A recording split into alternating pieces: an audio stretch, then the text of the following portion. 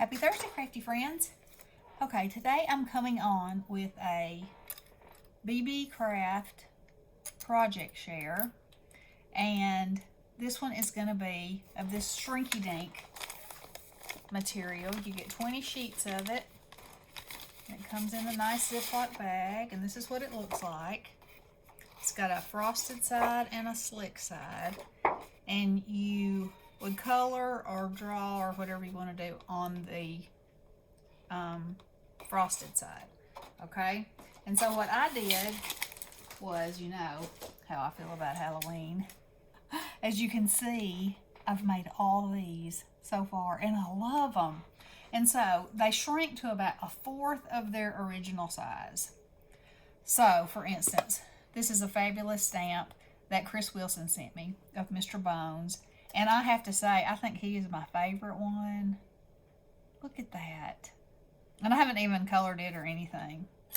But anyway, that kind of shows you. This is the pumpkin. It shrinks down to that. The cat shrinks down to that. Let's see. I did one of these vultures.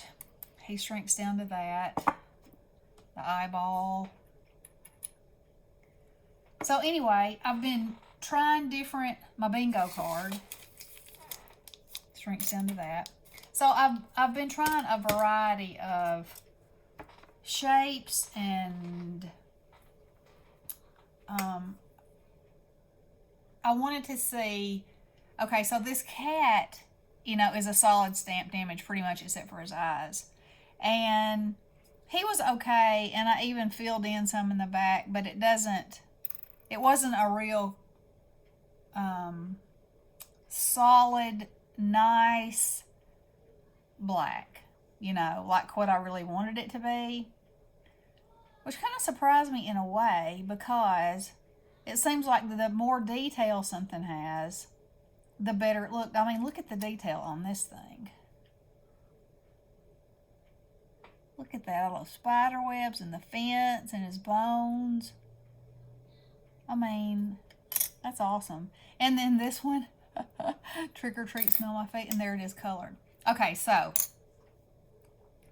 I know that you can stamp them, then color them, then shrink them. But, you know, I like to save money wherever I can. So I stamp them, then shrink them, then color them. And I figure I'm using 1/4 of the amount of ink, because I'm using alcohol markers, and so it'll be permanent, you know. So I'm using 1/4 of it by going that way.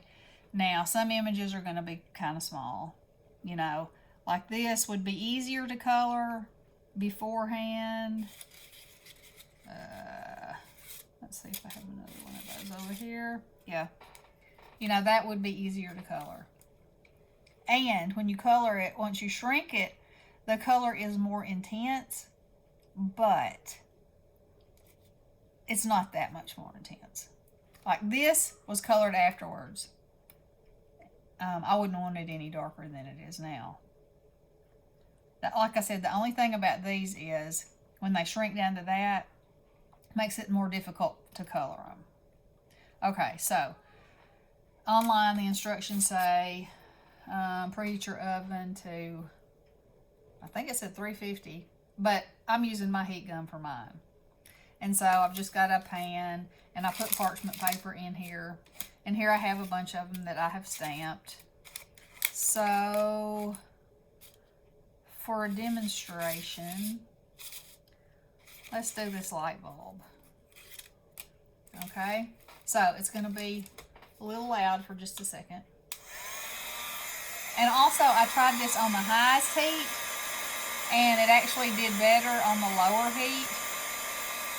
So I don't know how hot this thing actually gets, but this is like embossing.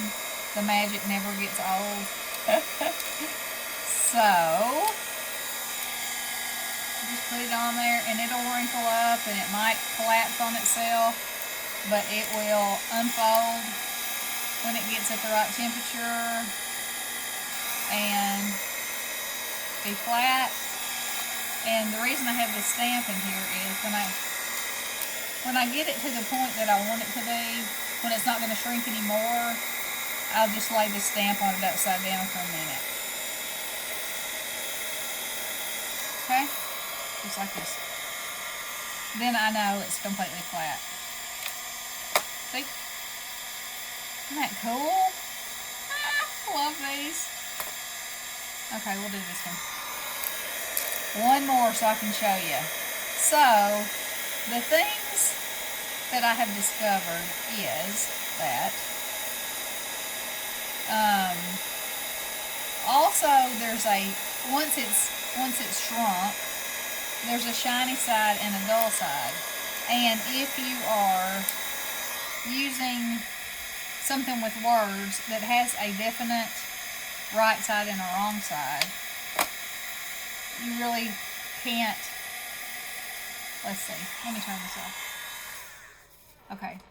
So this is stamped on the frosted side.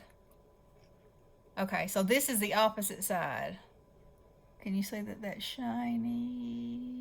Yeah, right there. Okay. Which I like that look, you know. But the ink does better on the fuzzy side. And the fuzzy side is the side that you're supposed to heat. And you need to follow that because I tried it on the other side, you know, because I want to try and let y'all know how it does. And it tries to stick to itself if you heat it on the shiny side. But this side, it'll wrinkle up and gather up, but then it'll lay back down. So, what do y'all think? I think they're so much fun. I think they're going to add a whole lot to my little Halloween things. And, so, you know, just some things to keep in mind. You can save your ink by waiting to color them till after they're shrunk.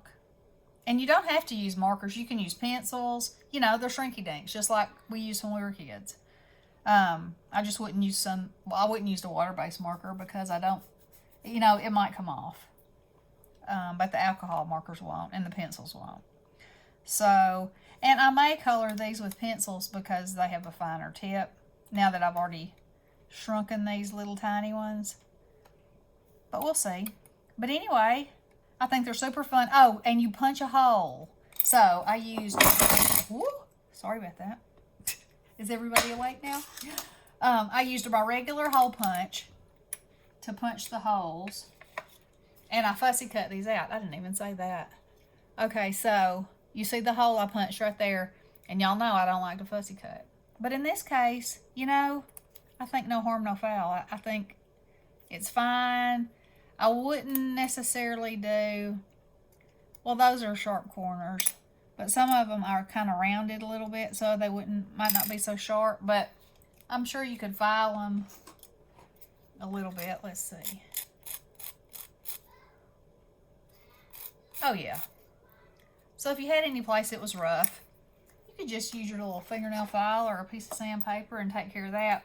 But punch your hole before you shrink it, because the hole's going to shrink up too. Which is awesome, because then it's a perfect size little hole to match your perfect size little thing. See there? Yeah. So we can hang them on charms or glue dangles or, you know, anything. Anything that you would use to make a charm, you can use these. And any stamped image, like I said though, from what I see, you know, and from what you see here, the more detailed the better. Now this has got words and it says the most haunted house in town, and you can read it. It's pretty small. This is easy to read. Smell my feet. Trick or treat, that's easy. Bingo's easy. You know, you probably couldn't, well, I can read that. Brain salt. Anyway, you know, just keep that in mind. And keep in mind that it shrinks to about 1/4 of its original size. So that'll help you when you're thinking, is this going to be good or is this not? So here's a regular bingo, and here's what the Shrinky Dink turns it into. Okay? So I love this product.